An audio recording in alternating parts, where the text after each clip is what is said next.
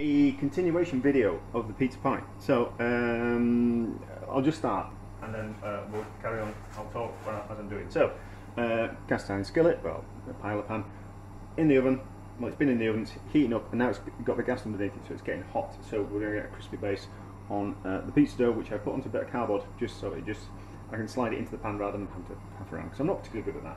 Oven's on full and the grill's on as well, so it's going to be at the top of the oven. It's going to take 10 minutes to cook, something like that. So, right, so then we've got about 3 tablespoons of tomato sauce with about 200 grams of cooked onions. We've got 2 mozzarella balls. We've got some homemade garlic pesto. We've got some cooked bacon, and we've got some cheap Italian hard cheese. So, we'll just move around. Yes, it will move around. So, hopefully we can just slide this straight into the pan like that, and then it'll stick there. Okay, so that's fine. That's a bit better. I did think about putting the topping on the pizza and then sliding it in, but then I thought no. So, topping on. So it's all going to start cooking. Cooking pizza is all about speed. So you kind of want ovens as hot as possible, and you want grills on and pizza stones and all that kind of stuff. So with the pizza pie, it was nice. But I was thinking, and one of my favourite films of all time is Saturday Night Fever, and there's a part in the Saturday Night Fever where Tony goes and gets a couple of slices of pizza. It's right at the opening start. So what next? Cheese next. So I'm going to put one on cheese.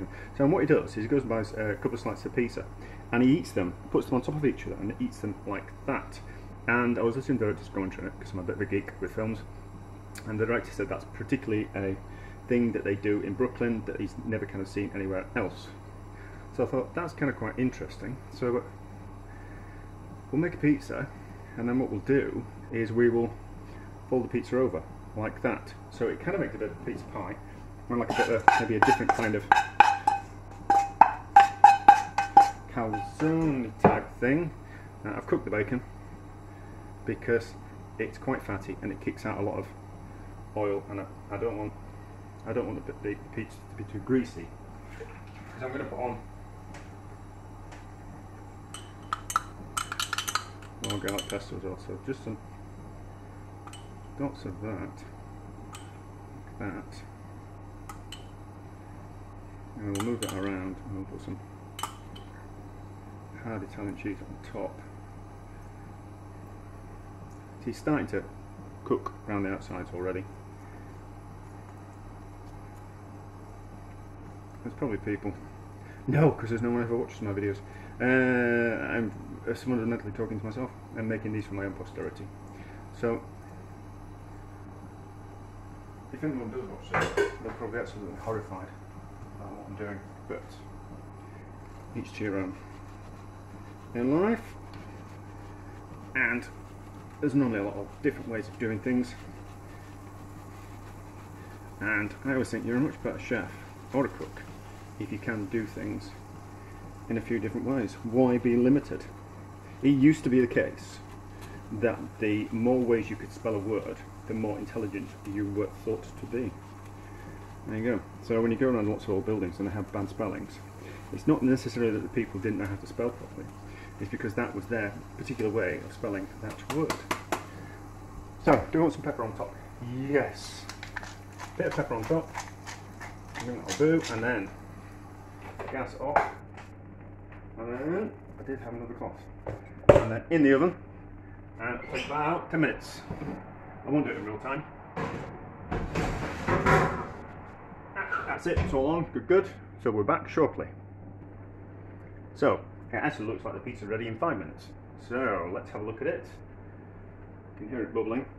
That's actually the pan that I can hear bubbling. You can probably hear the pan, but I can hear the pizza bubbling. So it's like that. Doesn't that look good? Don't want to burn the board, so we will hopefully loosen it. Stuck yesterday. Hopefully. Ah, the bloody thing's stuck again. Need to do something with the pan.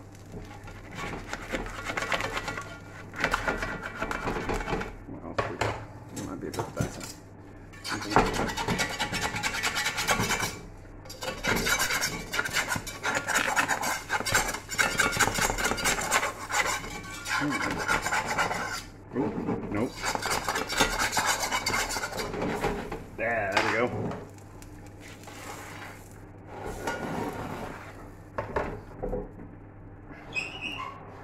back in the oven before I burn myself, so it's out of the way. Turn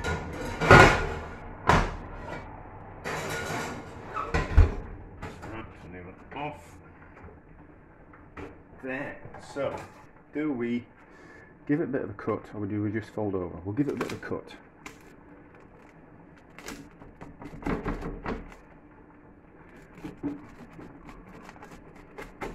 Turn that pan down as well. So turn that pan down. Turn it over like that. That looks ridiculous. That looks ridiculous.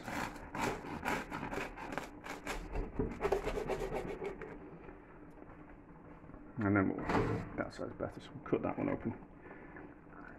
Maybe need a better knife. No, it's going to squish out. There, that looks ridiculous. Not, I think that might be too much filling, but that's ridiculous. Is that absolutely ridiculous? How on earth are you going to eat that? I don't know. But like with most things, it's all a bit of fun. It's all a bit of an experiment. It does look good, doesn't it?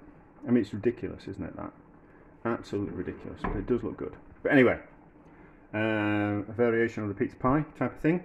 Yeah, so if you're making the, if you only use mozzarella instead of the curd cheese that I made, I recommend you use about 300 grams, so the same amount as the curd cheese.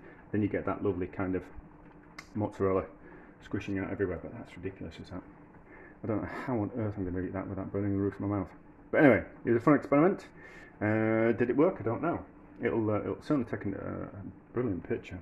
But anyway, there we go.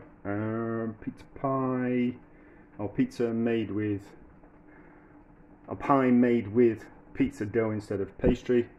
Pie. Take 3.